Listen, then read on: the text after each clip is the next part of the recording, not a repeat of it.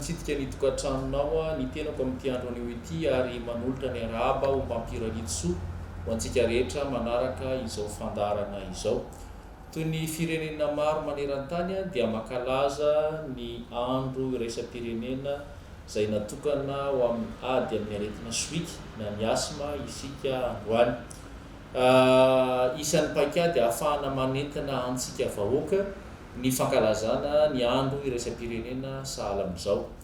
Tiana ho mariana mantsy fa ny aretin'ny taovam-pisafiana dia anisan'ireo aretina mahatonga antsika manatona tobim-pahasalamana raha ny eto Madagasikara, ary tsy ny eto Madagasikara ihany fa saika ireo firenena maro manerana an'izao tontolo izao.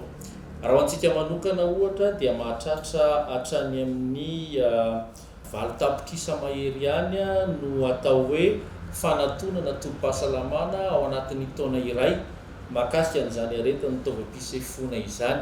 Tafiditra ao anatin'izany ny aretin'ny taovam-pisefoana ho an'ny zaza sy ho an'ny olona lehibe.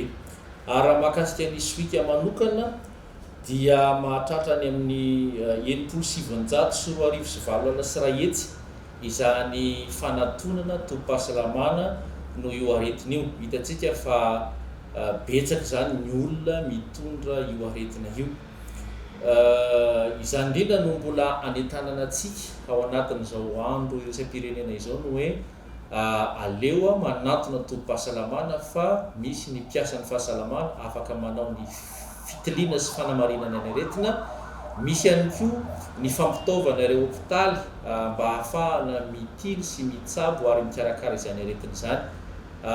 Satria dia akoatran'ireo fitaovana izay vidiana amin'ny volam-panjakana dia misy ireo fitaovana izay nomen'ny mpiara-miombonantoka indrindrindrindra noho ny fananantsika ireo manam-pahaizana manokana mahakasika ny aretin'ny taovam-pisefoana, ireo atao hoe pneumologue izany, izay efa miparitaka amin'ireo hopitaly maro manerana any Madagasikara.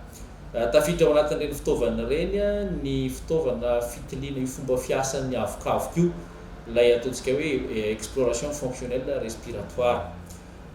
Etsy andaniny ihany koa dia ao ihany koa ny fitarafana izay ampiasaina indrindrindrindra koa amin'izany atao hoe fitiliana ny aretin'ny taovam-pisefoana izany.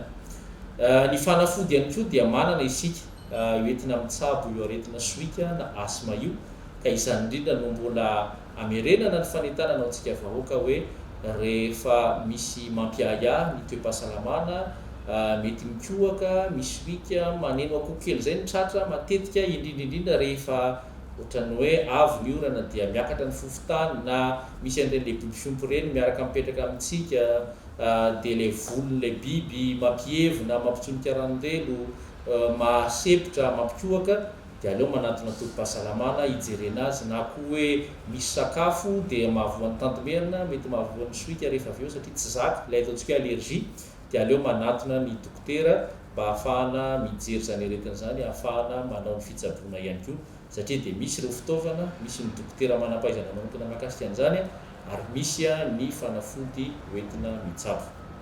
Eto am-pamaranana dia misaotra sy mankasitraka ny mpiasan'ny fahasalamana amin'izany ezaka atao amin'ny fitiliana ny aretina, ny fitsaboana ireo marary izany, indrindrindrindra ao anatin'izao ady ataontsika amin'ireo valana aretina maro isan-karazany izay misy eto Madagasikara.